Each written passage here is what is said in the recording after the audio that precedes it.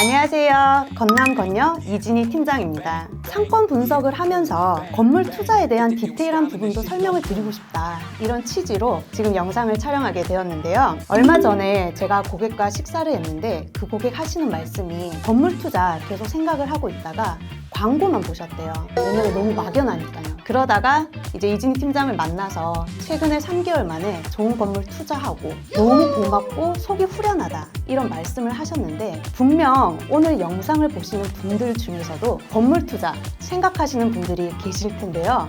팀장님, 어떤 걸 준비하고 어떤 순서로 접근을 해야 될까요? 네, 건물 투자에 있어서 5단계로 나눌 수 있는데, 오늘은 건물 투자 1단계 투자 목적 분명히 하기에 대해서 제가 설명을 드릴 겁니다. 건물을 산다는 건 단순히 부동산을 소유하는 게 아니고 사업처럼 관리와 운영이 필요한 자산인데요. 목적 없이 건물을 사게 되면 물론 운 좋게 수익을 얻을 수도 있습니다. 하지만 대부분은 관리가 어렵거나 또 수익이 낮거나 정말 심하게는 마이너스까지 발생이 됩니다.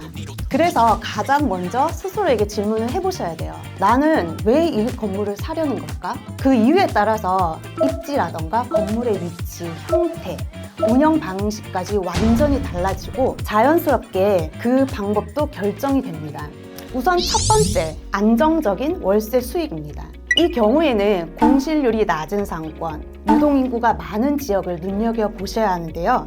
예를 들어서 대단지 아파트를 포함한 주거 배우 세대가 풍부하다던가 여기에서 5분 이내의 역세권이다, 그러면 우선순위로 보시는 게 좋습니다.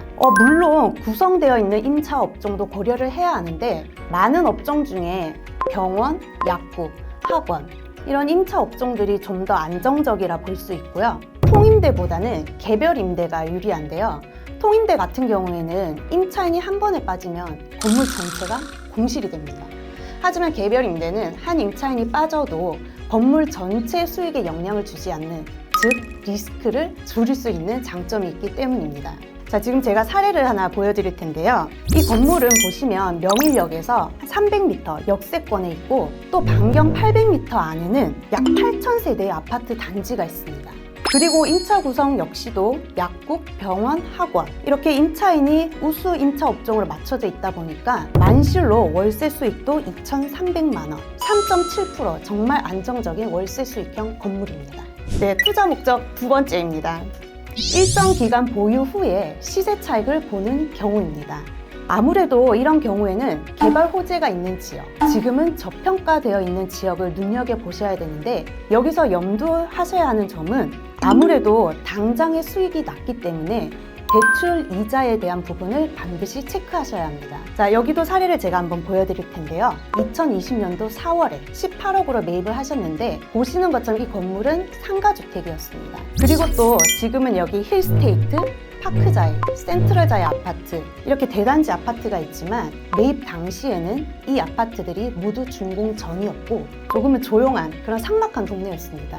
하지만 이분은 신길 재정비 촉진지구, 신길 공공주택 복합사업 이런 미래 가치를 보시고 미리 선점하셔서 대수성 공사를 하시고 임차 구성까지 새롭게 세팅해서 4년 만에 36억 5천만 원으로 매각하셨습니다. 공사비, 기타 비용을 제외하면 시세 차익 13억 이상인데요. 여기서 포인트는 이분은 매입가 18억에서 13억 대출을 활용하셨습니다. 순수 자본 5억으로 4년 만에 약 3배 가까이의 수익을 보신 겁니다.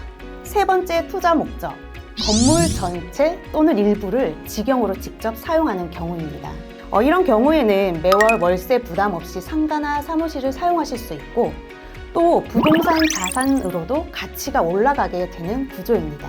물론 본인의 사업 특성에 맞는 입지나 건물의 형태를 고려하셔야 되는데, 예를 들어서 직원의 출퇴근이 용이한 역세권 또는 주차 공간, 건물 내부의 구조, 층고 등을 확인하셔야 되는데, 이런 부분들은 건축사와 함께 실사하시는 것을 추천드립니다. 그리고 또 하나, 실사용 공간 외에 임대 수익도 고려하셔서 추후에 건물의 사용이 종료된 다음에 매각까지도 염두하시는 것이 좋습니다.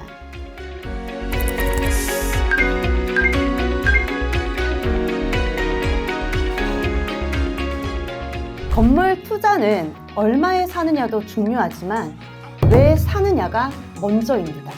투자 목적이 명확해야 입지도, 건물의 형태도, 그리고 운영 전략까지도 제대로 잡을 수 있습니다. 분명 오늘 건물 투자하시는 분들 보고 계실 텐데요. 투자 목적에 대한 오늘의 영상이 도움이 되시길 바라며 건물 투자에 대해서 궁금하신 사항이 있으신 분들은 아래 연락처로 연락을 주시면 제가 성실히 답변을 드리도록 하겠습니다. 빌딩 투자는 리얼티 코리아에서